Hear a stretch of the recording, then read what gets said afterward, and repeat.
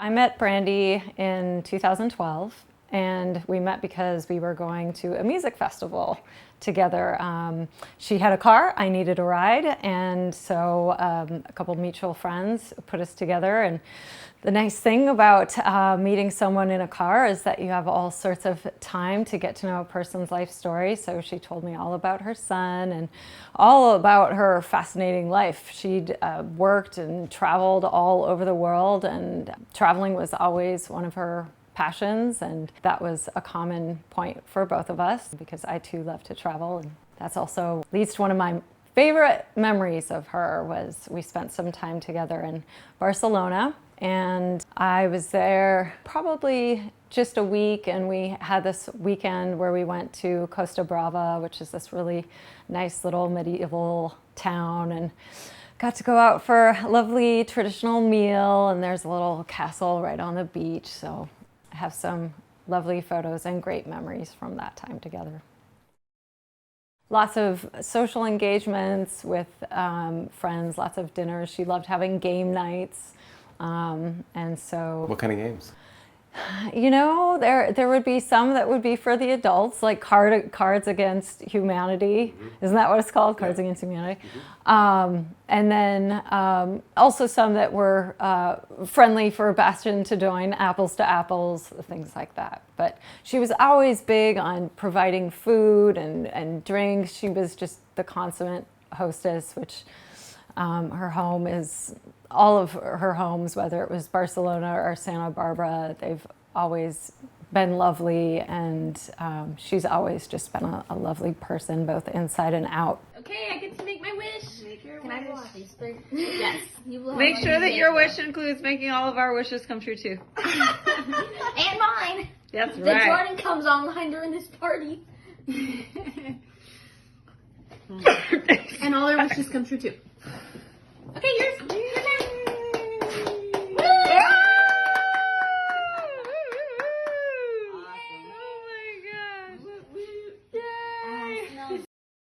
Every time I think about Brandy, it's always her laugh that comes to mind. She had a really distinctive, truly joyful laugh.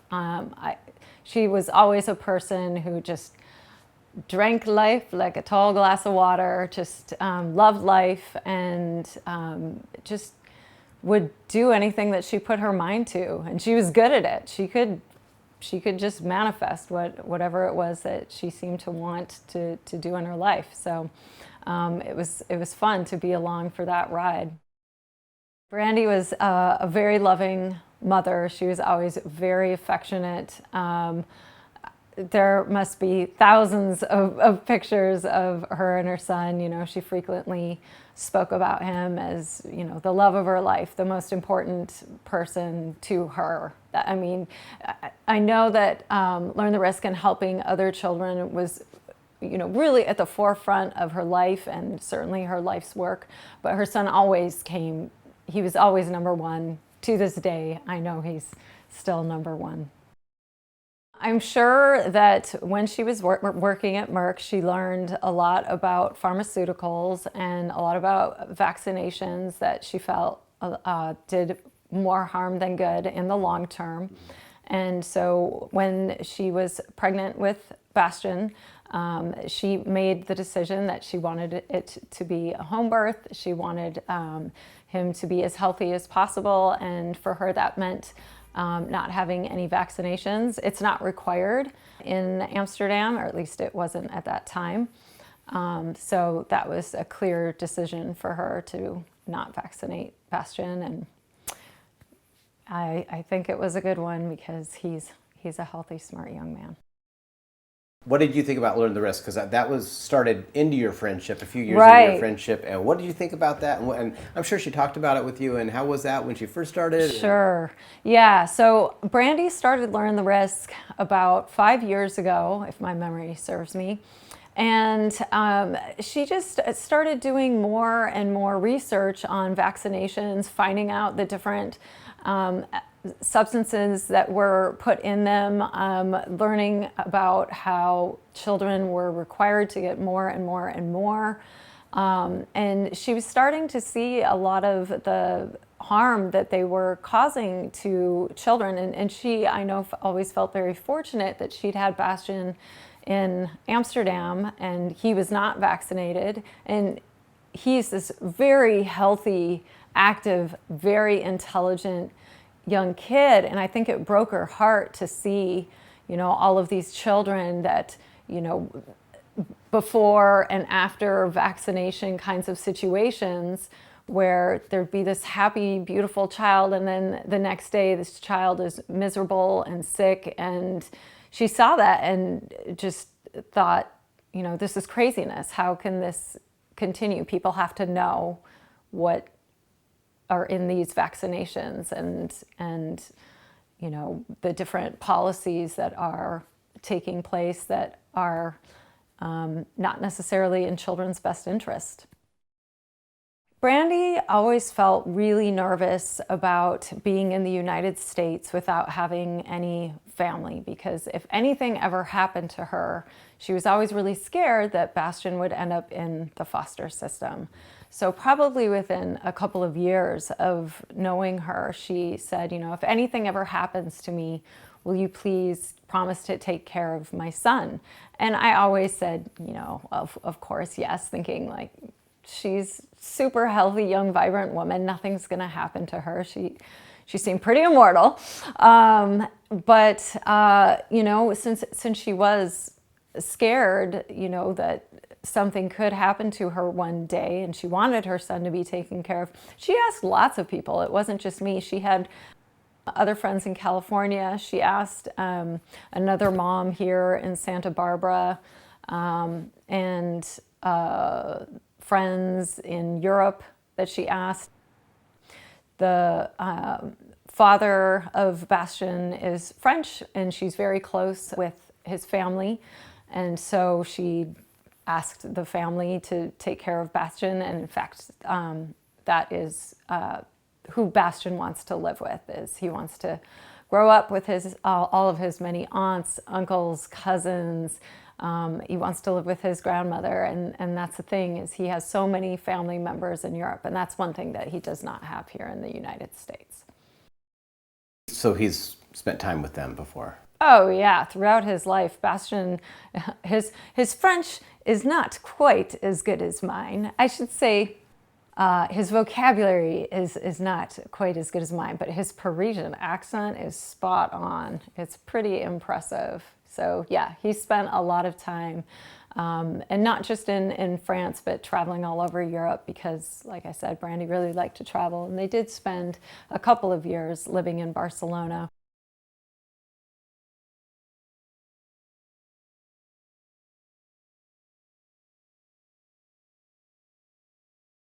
I dropped everything, came right over, saw Bastian on the front porch, ran up, gave him a big hug and told him everything was going to be okay. And then I went inside to the officer and he started asking me if I knew anything about any health conditions. And I said yes, that she had just called me on Friday the 4th. She passed on December 7th. And she called me just 3 days before saying, hey, I'm in a ton of pain right now, and I told Bastian that if I pass out that he should call you. And I said, what? What about 911? What about a doctor? Like, I'm really concerned about you. And I said, what's going on? And she said, well, I've been having issues with my gallbladder. And I was like, your gallbladder? What's going on? And she said, well, it feels like a knife is going into my side, and I'm having a lot of problems breathing, and I keep feeling like I'm going to faint. And I said, how long has this been going on for? And she said, well, on and off since Barcelona. I said, Brandy, that was 3 years ago. And she said, well, but it comes and goes with stress. And she had just taken a trip to Arizona, which had been very stressful for her. She had rented an RV, and there was a little accident that occurred, not involving any other vehicles. She was pulling out of a gas station and there was some body damage to it. But it caused her distress because she was wanting to have this really fun, positive time with her son, and nobody, of course, wants to have something go wrong on a vacation. When she called me on December 4th, 3 days before she passed. I recommended that she go see a doctor, and she said, well, I think that it'll be fine. I'm just going to give it some time, and I'm sure I'll be feeling better tomorrow. So I just kind of said, okay, as long as you think you're all right. And then it was so heartbreaking to learn that she did actually call Jada, Bastian's tutor, the next day to seek treatment, but it just wasn't enough. She needed to go to a hospital. My friend put my name out on the homeschooling network, and Brandy contacted me, and I met with her and Bastian, and we just got along really well. And so I started tutoring a couple times a week to help supplement Bastian's learning. I came to their home, so I got very used to like being in the home environment with their animals and just sitting at the dining room table, just very, family environment, but also a lot of fun to sit down and read Roald Dahl and all the goods in the morning. Usually about 2-hour sessions 2 or 3 times a week. She always had like a cough and some other health issues, but I never really thought much of them, just that they were kind of fleeting and ongoing. It wasn't until the last 3 weeks leading up to her passing away that I noticed more of a rapid decline, and especially when she reached out to me to help her with her doctor's appointment is when I really noted that more seriously. She was just in a lot of pain the last couple of weeks and was having trouble with like mobility around the house. So when I would come, she usually, normally for our sessions in the morning, when I would come, she would bring me a glass of water and Bastian a glass of water, and she always made sure I had ice because she knew I liked the ice in my water. But she kind of was unable to walk steadily just because of the pain that she was in. She would point to a number of things, sometimes muscular, sometimes like internal. But it wasn't until like the more explicit text of asking to take her to the doctors that she told me it was an internal issue. This is from Saturday, December 5th, 9:08 a.m. This is from Brandy. Hi, I hate to bother you on a Saturday, but I just thought I'd ask if you can take Bastian to his parkour class. I'm having a gallbladder attack and it's really painful and I can't get out of bed. And I hate that he won't be able to go to his class. It's drop off at 10 near the beach, pick up at 12. If not, I can cancel. Just thought I'd ask. Obviously, I would pay. Good morning and no worries. I'd be happy to help out and pick Bastian up. I'll be by around 9:45. Then her reply, okay, great. Thank you so much. Would you mind then taking me to a hyperbaric appointment near Oak Park right after? I can't drive, but I'm hoping the appointment will help heal the gallbladder infection. Also because I can't breathe well and the severe pain. And then a frowny face. If you have other plans or other things to do, it's okay. It would just be dropping me off at my appointments an hour, and maybe I would try to take a lift home. And I said, of course, I'm so sorry you're not feeling well. I'm happy to help. The ride to the appointment is not a problem. How'd that day go, picking up Bastian, and did you see Brandy, and how was she feeling? Yeah, so since I was already downtown, I just kind of got in my car, drove over, and I texted saying I was there. I thought I would be taking both of them at the same time, but I took Bastian first to his parkour class, and we just kind of listened to tunes in the car and dropped him off at the park. And then I came back and picked Brandy up, and she was just in like excruciating pain, which was really obvious. She was walking very slowly, wincing, grimacing, and making just like sounds that she was in pain. And I made sure to park my car closer to the house so she had less of a distance to walk. And then I drove her, and I was careful to drive slow just because like any movement was just a lot for her. And she kind of talked to me in the car a little bit just about some of her concerns and why she was going to the doctor she was and not choosing to go anywhere else. And I dropped her off to her appointment. I went home and then picked up Bastian once his class was done. And then we picked up Brandy from her appointment. She was sitting outside waiting for us. And then we took her to get some like natural medicine and some other pain medicine as well. Just because she said she was feeling better after the appointment.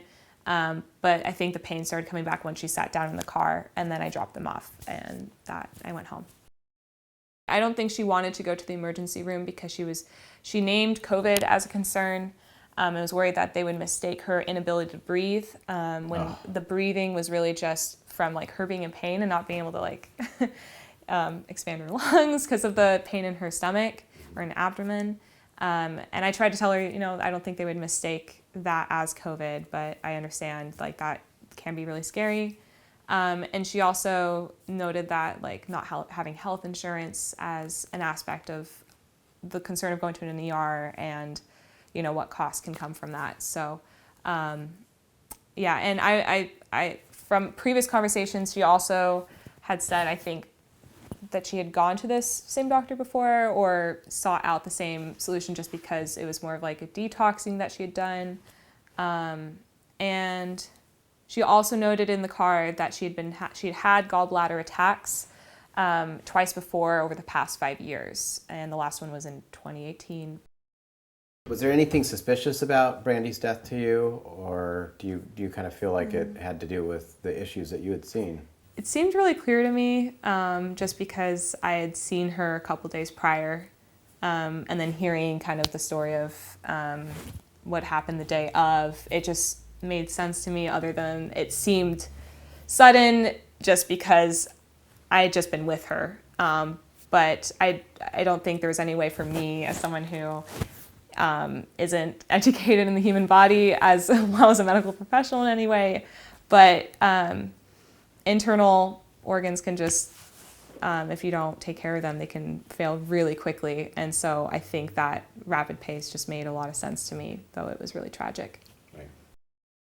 I was really concerned because of what she was telling me. She said, I feel like there's a knife going into my side. I'm having problems breathing. I feel like I'm going to pass out. I told Bastian that if I pass out, he should call you. And I thought, no, call 911. And I also found out that on the day that she passed, she told Bastian once again, if I pass out, this time she said, call the neighbors. And so Bastian that morning did find her, and he ran across the street to the neighbors. And when they came over, unfortunately, it was too late. They tried CPR on her as well, but she was already gone. I have done some research on gallbladder issues since, and it's from everything that she told me, it sounds like she just needed to have it removed, and not all of the naturopathic medicine, homeopathic medicine in the world, unfortunately, can help with a gallbladder removal. And we'll find out once the toxicology reports come back, but I wouldn't be surprised if it was sepsis from her gallbladder erupting, just based upon all of the symptoms that she gave me. Sepsis, formerly called blood poisoning, is usually triggered by a local infection such as pneumonia in the lungs, an infected wound, or infection of the urinary tract. Should bacteria from the local infection spread or secrete toxic substances into the bloodstream, the immune system may sometimes go into overdrive, causing inflammation throughout the entire body. You get sepsis. This interferes with the blood flow, which leads to a drop in blood pressure, making it difficult for the blood to carry oxygen to the body's major organs. This can lead to failure of organs such as the lungs, the kidneys, or the heart. In the worst cases, the patient dies in a matter of hours.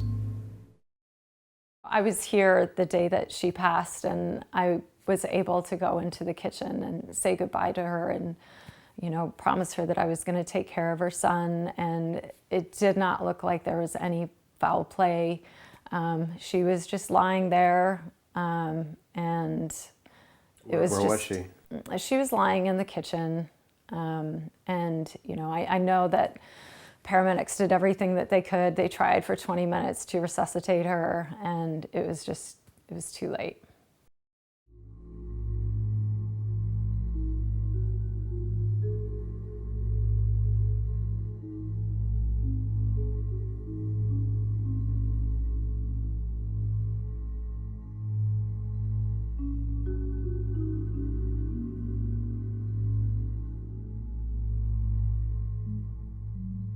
He's looking forward to living with his grandmother. I think it's hard for a 9-year-old to really process and predict what life is going to be like in the future. But as of right now, he never complains. He's never saying, you know, I'm too sad to do anything. He always wants to go out and play at a jungle gym, hang out with friends, harass my dog as much as possible. Unfortunately, because of COVID, everything is taking much longer than we could have anticipated. Travel restrictions right now for the family to be able to come here are really difficult. And we need the death certificate in order for the family to come here, but everything is just, you know, there needs to be genetic tests that need to come. Everything is going so slowly. Every office is, you know, has limited employees. Hours of operation everywhere are also reduced. So everything is just taking a lot longer than we thought it would. Right. And so unfortunately, we've had a lot of expenses that are escalating beyond what we could have predicted. Right. The house is not cheap.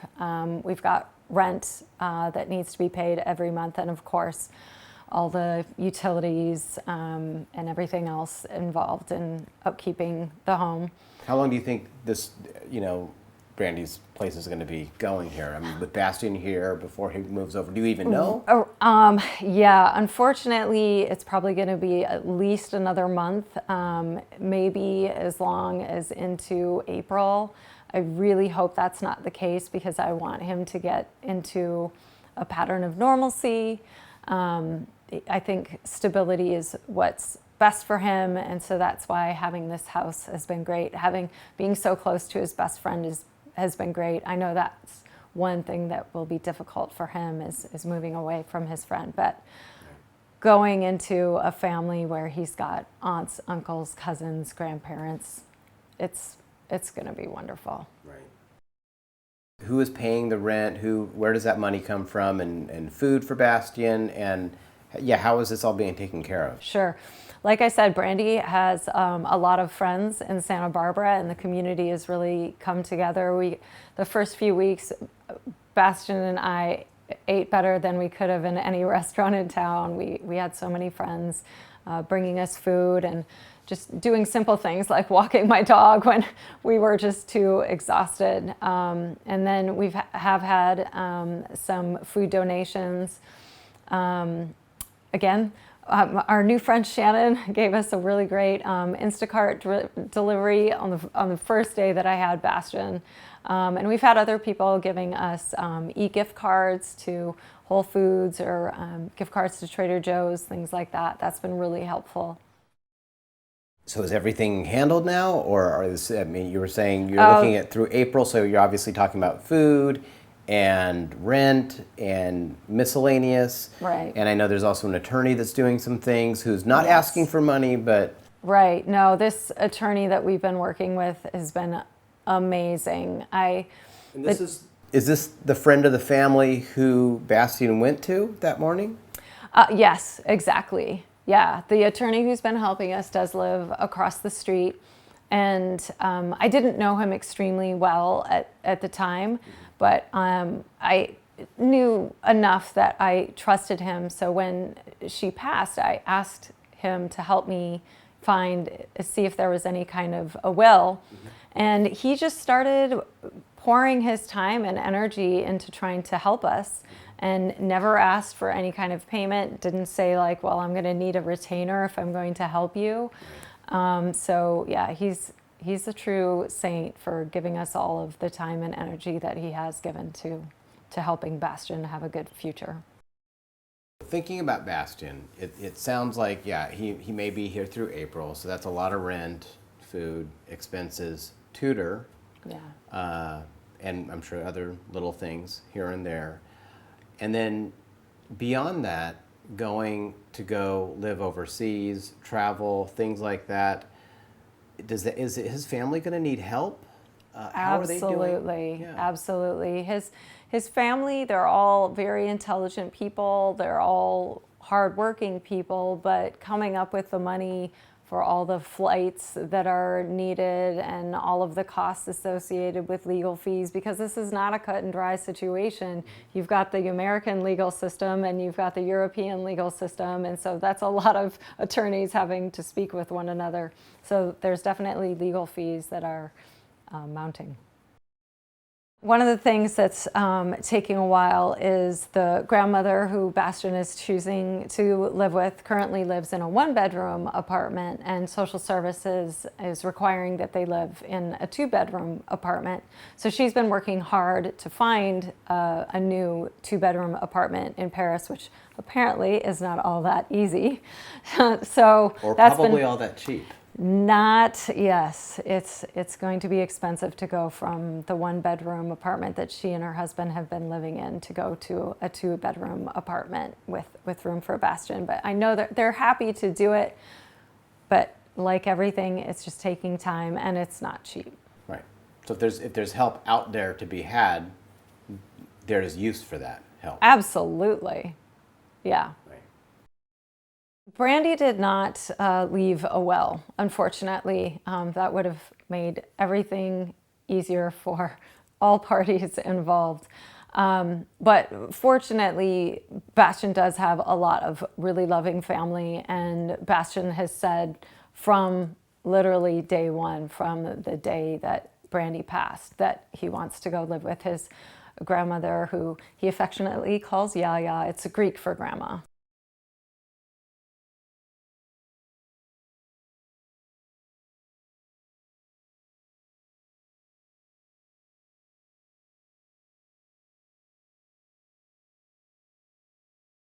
Brandy had a friend, Tina Marie, who you've probably heard from throughout this.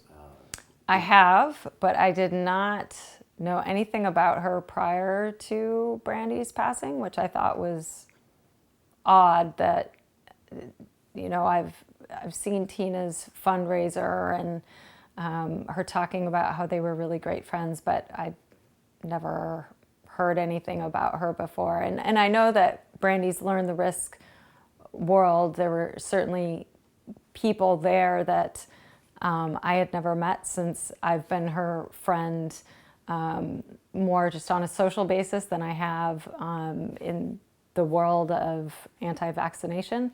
So yeah, I just didn't know anything about Tina until after Brandy had passed.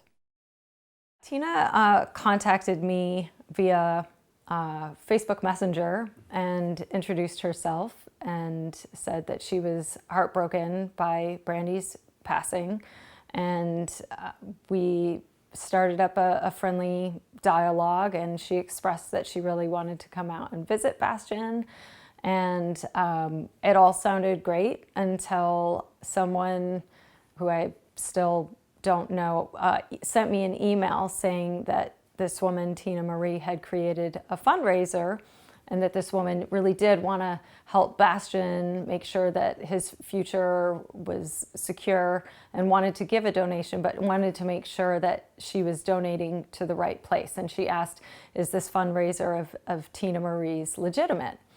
And so I said, well, hang on, let me check it out, because I didn't know anything about it at the time. So I read it over, and I was really disheartened to see that Bastian wasn't even mentioned. Brandy's number one priority above work or anything else is Bastian. And so it was very odd to me that Tina didn't list that as number one or even number two on the list of... Or at all. Or at all, yeah, of what she was raising money for. So I was put on high alert. My intuition was a bit... I was put into a protective mode after I saw that, because it just didn't sit right with me that Brandy passed and that this woman's priority wasn't her son. The focus right now is getting funding to do the investigation and the second autopsy, if we can make that happen. Did you have a conversation with Tina about the fundraiser or? No, I never spoke with her about it because I'm a non-confrontational person, and so I was just kind of waiting to see if she was going to reach out and say, hey, can I pay for the rent, or what kinds of things do you need? But she came out for a visit fairly early on. It was about 10 days after Brandy's passing, and we had an interaction where I really lost trust in her. So I've kept my communications with her to a minimum since that time. Can you talk about what happened there where you sort of lost the trust? Yeah, we were out on a walk, and her and a friend that she had brought with her kind of cornered me and said, we're going to need Brandy's laptop and phone. And I said, well, why is that? That's how Bastian communicates with his family. And they said that they thought there would be a will on the laptop. And I asked if Brandy had been working with an attorney, and they said, oh no, she was way too paranoid for that. And so I said, well, how could it be legal? And they were really insistent on getting it, and I was just as insistent in saying no, that they were Bastian's possessions and needed to stay with him. And so it was that kind of insistence on getting Bastian's things that really put me on alert that they did not have Bastian's best interest in mind, but rather their own agenda. And that's not who I want to be working with right now. I want to be talking with people who are focused on Bastian's future and his current safety. Did Tina ever inquire about what she could do for Bastian to help out, or did she bring Christmas presents? No Christmas presents or anything like that. She did pay $2,200, so a portion of the rent that was due for January. Who paid the rest of the rent? Donations. We did receive some donations from one of the producers of Vaxxed 2, which was really wonderful. Tina has paid part of a month's rent. Is there any promises for anything coming forward from that fundraiser for Bastian? No, sadly, I have not had any contact with Tina in quite some time. Unfortunately, both the French family and myself felt like we had to sever communications because she was doing things that were inconsistent, such as hiring an attorney to try to gain custody. And when Bastian has made it very clear that he wants to live with his grandmother. So it's really sad that the money from the fundraiser, she's spending that on an attorney that likely is just going to go be money down the drain because she doesn't have any legal right to anything. She's not a board member of Learn the Risk. She's not a blood relative. Hiring an attorney and using the funds from the fundraiser is a total waste of time and money. I mean, who is it for them to say, exactly where the money should be delved out to? That's right. I saw one person respond, oh, well, Tina's already raised $30,000, so that's plenty to keep Learn the Risk alive, and plenty. I mean... And for investigations and autopsy, and, they're crazy. It's like, no, instead you should go send the money to her neighbor, because, and it wasn't even the neighbor that was watching the kids. You should send money to the neighbor so that way we can pay Brandy's rent. At this point, who cares about her rent? She's dead. That's the last thing people should be cared about. Her hiring an attorney was a big, unfortunate surprise to everyone. It really was just disheartening.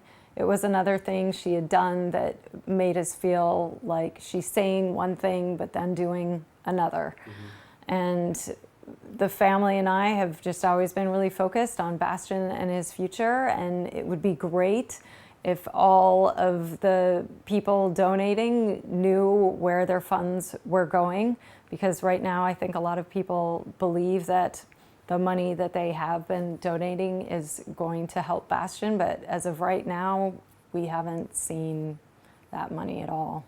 And you're taking care of Bastian? Yes, I'm happy to take care of Bastian.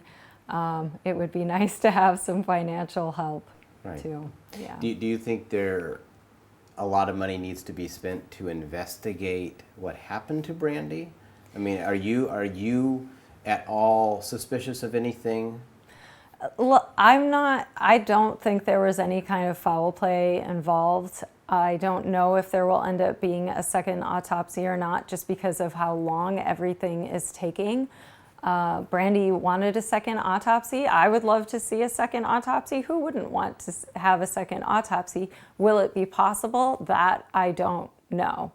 I know that one was done immediately after her passing, and it's taking a long time to get those results, but I don't know exactly when we'll get those results back. The family is in support of a second autopsy as long as it isn't something that will end up negatively impacting Bastian's future. So if Tina wants to pay for that, wonderful.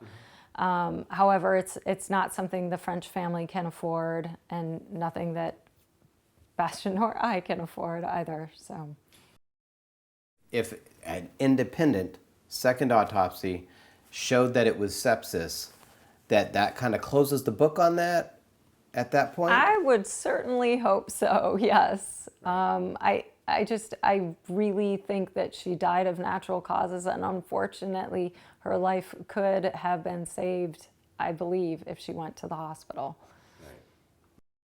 Are you pro-vaccine or anti-vaccine? I personally am not a big fan of vaccinations because Brandy taught me well. I learned a lot about them from her.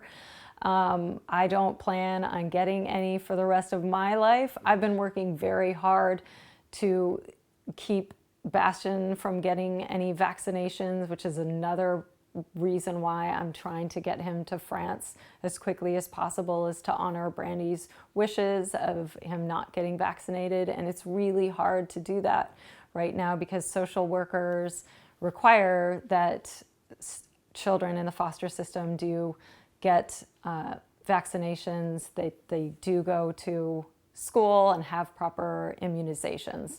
So I'm doing everything that I can to slow that process. I set up my own school yesterday with there being my school population is 1 and the teacher is Jada. So we are set to continue with Bastian's education, and I am keeping him vax-free.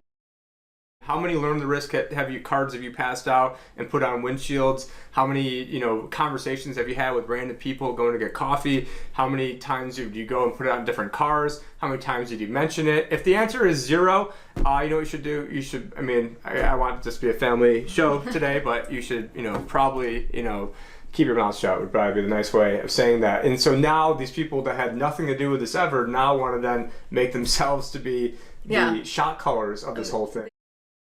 Is anybody else trying to vaccinate him, his family, or the attorney? No. Nothing like that? No. Okay.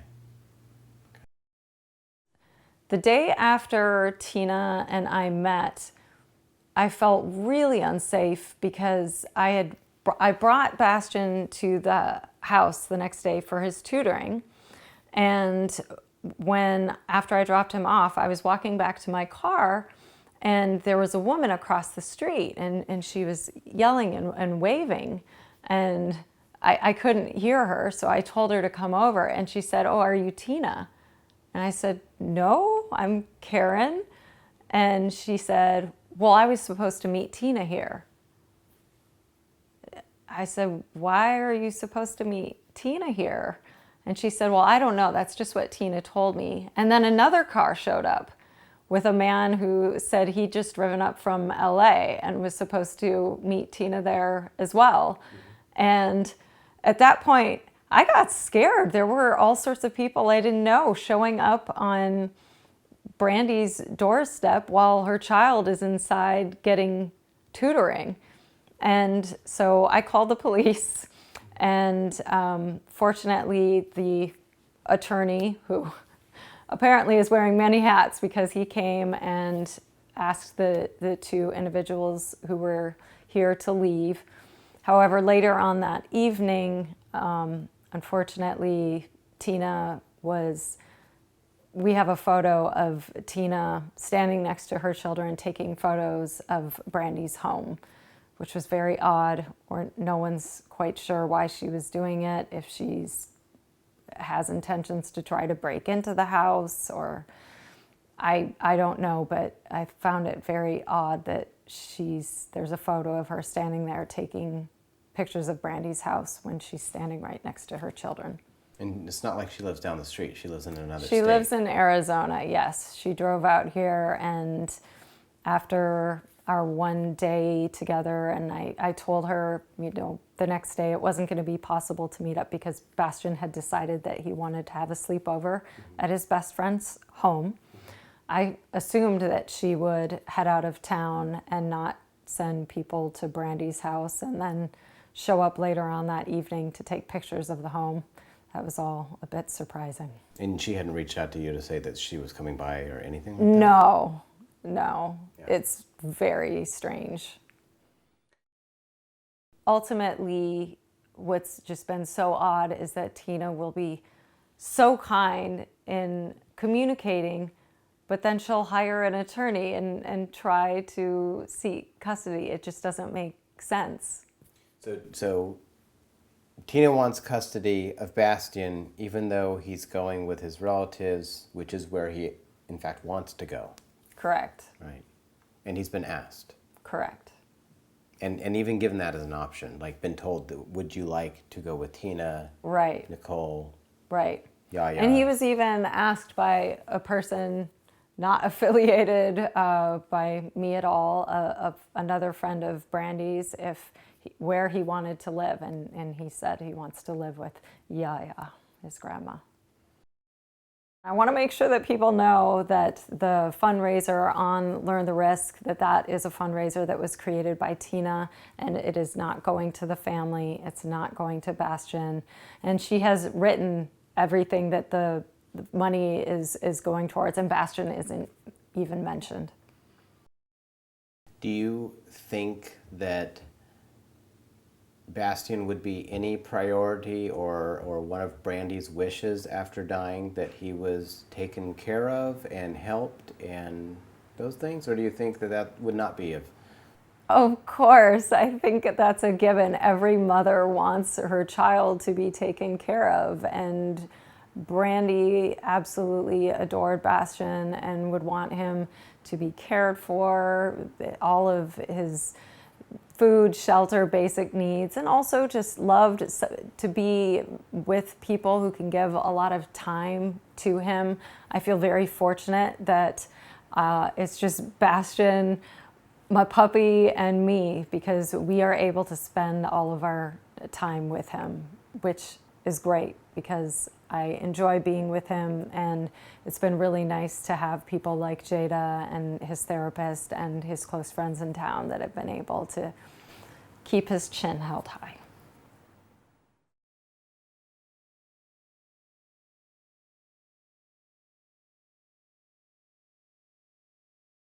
So you heard that I interviewed Jada the other day, Yep. and you wanted to share some things with me. So what were you wanting to share with me?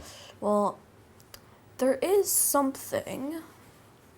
So someone is trying to claim that my mom was not ill or anything, but she was. So you knew she wasn't feeling very good? Well, yeah, I was with her the whole time. And can you tell me like how what was going on and how it seemed like how you could tell she wasn't feeling very good? First of all, she had a lot of pain, and I don't know what this part's called. Uh-huh. Your side, her side. Yeah. Waist. Wait, no, waist down there. No, Right. Never mind. And she was in bed a lot. Uh-huh. Was she able to drive okay? Well, we never really left the house for that much because she had a lot of pain. Yeah. So, and she just stayed in bed and asked me to get her some vitamins and stuff. Right. Well, only once she did that. Right. And did she tell you to reach out to anybody in an emergency or anything? Yes. And so what did she say? Did she say if something happens, then to reach out to somebody? She said to reach out to Karen Okay. and to our neighbor that's right over there. Yeah. Do you know what your neighbor's name is? Yes, No, what's their name? Tara. Okay. Do you remember when that started? Because I know you had just taken a trip. We just took an RV trip. And I didn't know, but it actually was on. She actually had pain the whole RV trip, but I had no idea. She didn't tell you. Yeah, But how do you know that she had pain that whole trip then? she told me. Okay. And then after the trip, it got worse?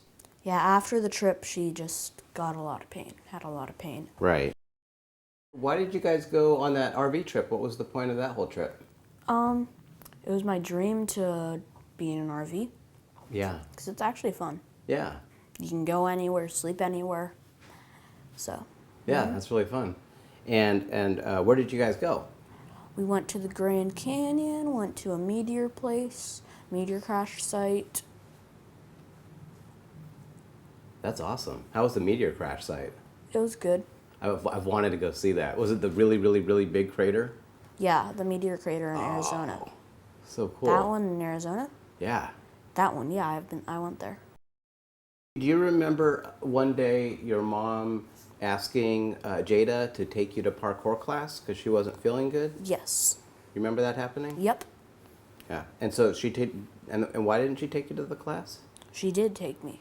Oh, but I mean, why didn't your mom take you to the class? She had pain. Yeah. Okay. Okay. Do you remember when Jada took your mom to the doctor at the hyperbaric? Okay. Great. It sounds like you can go live with, either Nicole, Tina, or Grandma. Who is it that you want to go live with? Grandma. Are you sure? Yes. Oh. Even though there is a pretty big time difference for me playing with my friends, but yeah. Yeah. And you stayed a lot, you spent a lot of time in France? Yes. And you have a lot of family there? Yes. Well, that's cool. And you got a good relationship with everybody and have a lot of fun? Yep. That's cool. Do you like spending time in the house, in Mom's house still? Yes. Yeah, it's really cool that you're still able to come here and not be locked out. One thing, because there's Wi-Fi here and Karen has no Wi-Fi. I could have told you that was coming. So you heard about that there's another fundraiser out there. And they have over $41,000 that they're not giving to us. And it seems like you could use that money. Right. And I think a lot of the people that gave that money to that other fundraiser thought that it was going to be used to help you. Do you think that's unfair, or what do you think about that? Well, yeah, she's only given us $2,200, I believe. Right. That's exactly right. Out of the 43,000. Right. Yeah. There's a lot of people that are they're a little bit worried about you, and they're hoping that you're doing good, and that you're being well taken care of, and that you're happy. What would you say to those people that are wondering those things? I'm pretty happy. And yes, I'm getting good care. Right. Are you sure? Yes. You've continued tutoring Bastian after everything. Mm-hmm. Can you talk about like how he's doing and you know how he's dealing with his mother's death? Mm-hmm. Well, we talked about Brandy. He brings up stories of like their travels and like they went on a trip to Arizona like a few weeks before she passed away, and I believe that was for Thanksgiving. So I think that really just speaks to his way of processing, is remembering these like amazing memories he has of his mom. And so I love when he is able to talk and like share that with me. And sometimes there's stories I haven't heard yet too, so I like that. And he's been in really good spirits when we're in our sessions, and I try to keep them fun and learn things with him that he wants to learn. Like if he wants to learn the longest word in the world or seeing supercalifragilisticexpialidocious. I wish I wasn't doing that on camera, but we're going to do that and try to bring the fun into the time that I do have with him. But I know that he absolutely misses his mom, just because the love that she had for him and vice versa. It was whenever I was with them in the space, it was just so obvious the care that she had for him. Yeah. Right. I've had Bastion since December 8th, the day after Brandy passed, and he has been delightfully chipper and really into being outside and still making good memories. I do happen to have the greatest therapist ever. I have a puppy, so that really helps. Without having a puppy, I think he'd be having a more difficult time, but he does have a therapist that he meets with once a week, that he'd been seeing before all of this happened. So I know that he's able to talk about his feelings and process when he's with his therapist. But my goal is just to provide consistent care for him. My focus is 100% on him, making sure that he's well fed, that he stays happy, that he gets outdoors, that he's with his tutor, that he's with his therapist, that he does spend time with his best friend here in town. So that's my focus, just making sure that all of his basic needs are met, which includes rent on this house, where we do spend quite a bit of time, because that's where he's used to spending his time tutoring with Jada here in the house. They have a special little nook where they do their tutoring. So after just 1 week, Bastion was back here tutoring with her. So he's a pretty tough kid. You know, he's been able to just,